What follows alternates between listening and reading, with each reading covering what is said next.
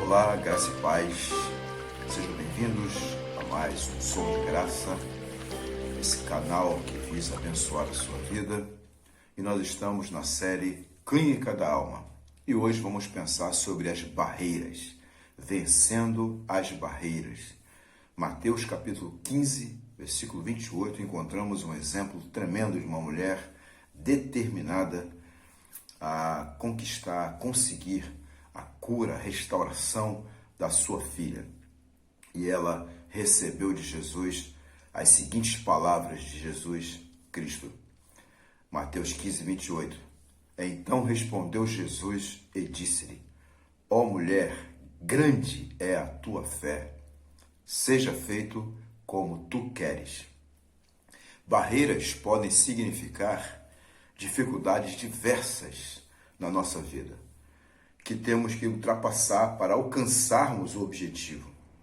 E quando se trata de uma resposta de Deus, quando se trata da restauração da nossa família, de alguém, membro da família, ou de algum conhecido, devemos estar dispostos a enfrentar todas as barreiras até obtermos de Deus a palavra final. Afinal, Ele é quem tem a última palavra nas nossas vidas. Nesse texto, é nitidamente visível a enorme disposição de uma mãe em buscar a libertação espiritual para a sua filha, mediante ao seu clamor relatado no verso 22 de Mateus. Senhor, filho de Davi, tem misericórdia de mim, que minha filha está horrivelmente endemoniada. Se você observar a dinâmica do pedido da mulher, já está implícito nesse pedido um princípio de adoração, de humildade, de submissão. E aí agora ela começa a enfrentar uma série de barreiras que a gente pode tirar como lição para as nossas vidas. Primeira barreira superada é o silêncio de Cristo. E nós, ela lá não, mas nós aqui, com todo o contexto bíblico, inclusive dessa história, podemos pressupor que o silêncio de Jesus foi um silêncio pedagógico para ela, a mulher, para os discípulos, para as pessoas que estavam ali observando e para nós. Silêncio de Jesus. O silêncio de Jesus não significa indiferença. Anote isso, né? Nós é que estamos acostumados com muitas vozes, com falação, mas Jesus, nosso Deus, por vezes está em silêncio, mas o seu silêncio é altamente produtivo, principalmente porque o silêncio de Deus faz a gente pensar e, consequentemente, faz a gente agir. Então, a primeira barreira que aquela mulher enfrentou foi o silêncio de Cristo, mas a mulher insiste em seu pedido, nos ensinando que o fato de Cristo não respondê-la não significa que ele não estivesse ouvindo a oração dela e, consequentemente, não esteja ouvindo a nossa oração. A segunda barreira, também relatada no verso 23, é a barreira da recusa feita pelos próprios discípulos de Jesus. Os discípulos se viram incomodados, ficaram inquietos e sugeriram que Jesus despedisse logo aquela mulher. Mas ela não foi embora, ela continuou insistindo, mostrando para nós a disposição dela de crer que quem tinha a palavra final era Deus e não os homens. Terceira barreira superada vem das palavras de Cristo, apresentando a ordem da sua revelação como Salvador, que deveria ser primeiro para os judeus e depois para todos os povos.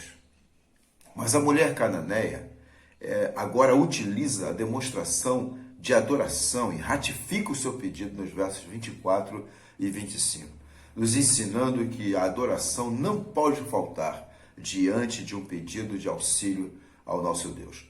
A adoração é uma demonstração do reconhecimento de que aquele que você está buscando é realmente maior do que você, é poderoso, você reconhece, você está submisso a esse Deus.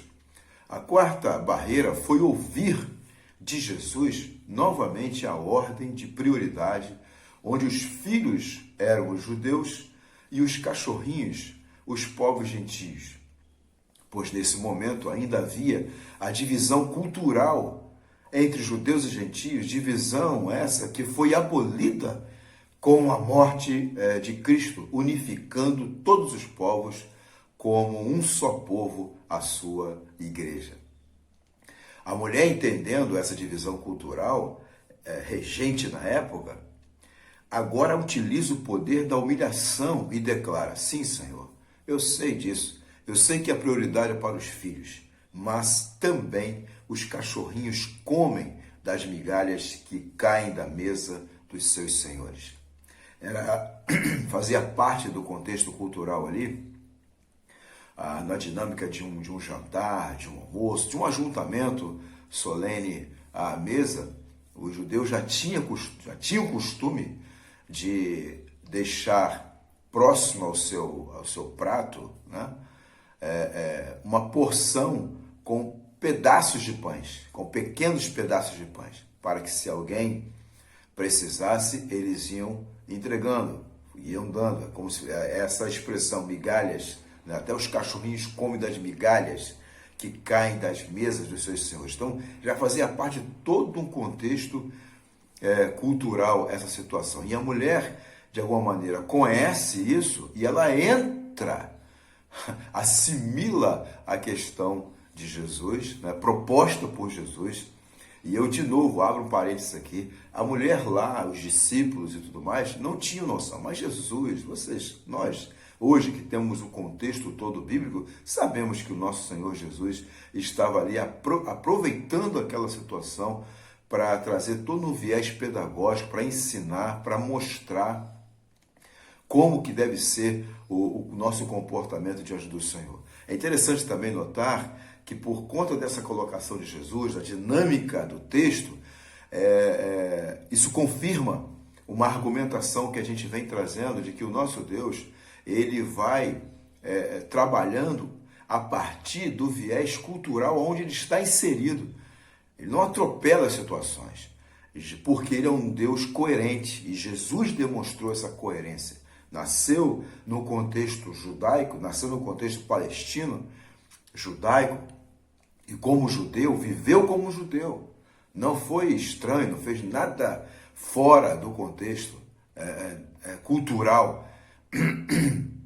E aqui é uma demonstração disso.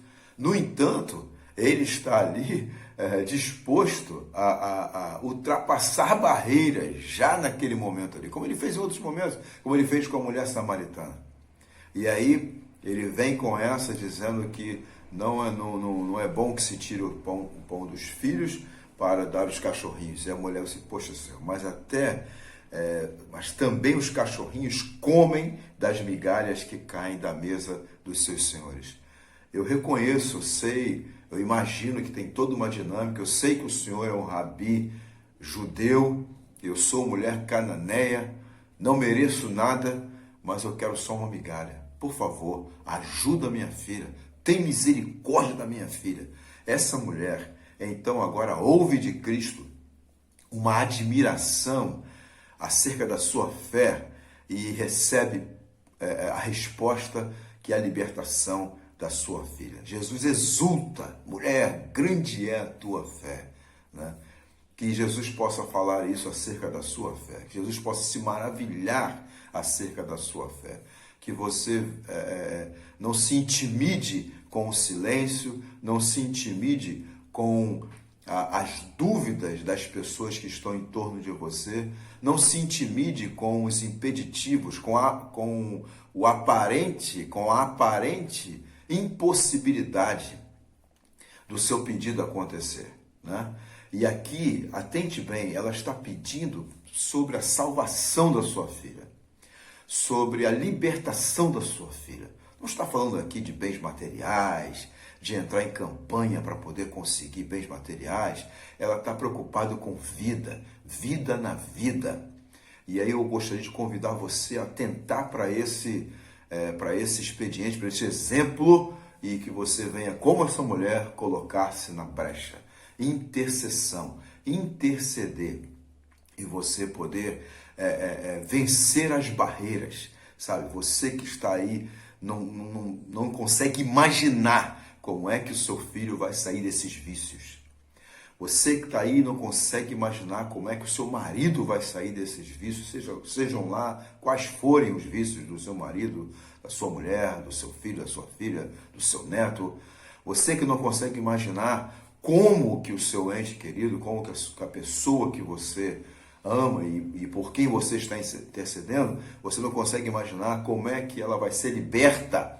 Olha aí um exemplo, Jesus é a resposta. E você é o canal. Mas pastor, por que está demorando tanto? Por que essa dificuldade toda? Olha o texto. Provavelmente tem um viés pedagógico nisso aí.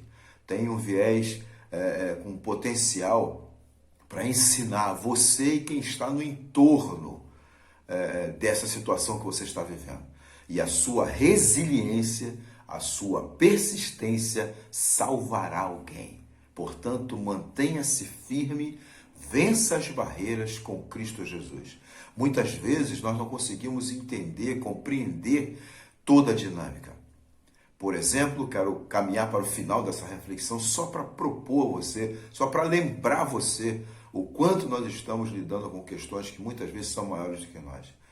O Antigo Testamento tem um livro chamado Daniel. E no livro de Daniel, o profeta registra ali que ele viveu uma experiência tremenda. Ele decidiu orar, buscar ao Senhor para poder compreender o que estava acontecendo com o seu povo, que estava ali vivendo aquele cativeiro, sendo ele também membro do povo de Deus e vivendo o cativeiro babilônico. E ele então está decidido a examinar as Escrituras e continuar buscando a Deus e clamando a Deus e intercedendo. E é interessante que ele faz isso, decide abster-se de alimentos pesados e bebida forte, etc. E aí o texto vai dizer que no 21º dia, um anjo do Senhor chegou para falar com ele. E chegou e disse: Daniel, você é um homem muito amado no céu. Você é muito querido, Daniel. Quando você começou a orar, do trono saiu a ordem. Já quando você se aplicou, quando você decidiu se aplicar em oração, a resposta veio. Né? Os céus estão de olho em você. O Senhor está de olho em você. E eu recebi uma ordem para vir trazer a resposta para você. Mas no meio do caminho, eu tive uma batalha espiritual. Eu tive uma luta. O inimigo se levantou e eu tive que guerrear. E, inclusive, teve que vir ajuda para que eu pudesse vencer e chegar com a resposta para você. Pense bem. Analisa comigo. O Daniel está aqui na terra orando, ele não está sabendo de nada disso que está acontecendo na esfera espiritual. Está entendendo isso? Outra coisa, Daniel não fez um jejum de 21 dias. Muitas vezes as pessoas vão fazer um jejum de Daniel de 21 dias. Daniel não decidiu, eu vou fazer um jejum de 21 dias. E no 21º dia, o Senhor vai responder. Gente, não foi isso. Ele se aplicou a oração. Durou no 21º dia, o anjo chegou. Poderia ser no 20º, poderia ser no 15º, poderia ser no 40º, no 50º. Nós não temos que ficar determinando nada para Deus. Nós temos que nos apresentar a Ele como esta mulher, com humildade, crendo que Ele vê tudo, sabe tudo, pode tudo, e na hora dele, quando Ele quiser, as coisas vão acontecer. E por essa história de Daniel, fica muito evidenciado que muitas vezes está tudo em silêncio, parece que não está acontecendo nada. Você pega essa história de Daniel, né, capítulo 10, e você vai lá para Apocalipse, capítulo 8, que fala que houve um silêncio de meia hora no céu. E aí, é interessante que um silêncio da perspectiva da terra, mas João está vendo, está tendo a revelação e está vendo que no céu está tendo toda uma movimentação. Creia, Deus está com você. O Senhor está atento à sua oração. Persevera, persista, vença as barreiras e seja um vitorioso em nome de Jesus. Deus te abençoe. Tenha um ótimo dia, um dia frutífero, de paz, e que o alvo da sua intercessão possa ser agraciado, você possa receber a sua resposta para a honra e glória do nome do Senhor, em nome de Jesus. Amém.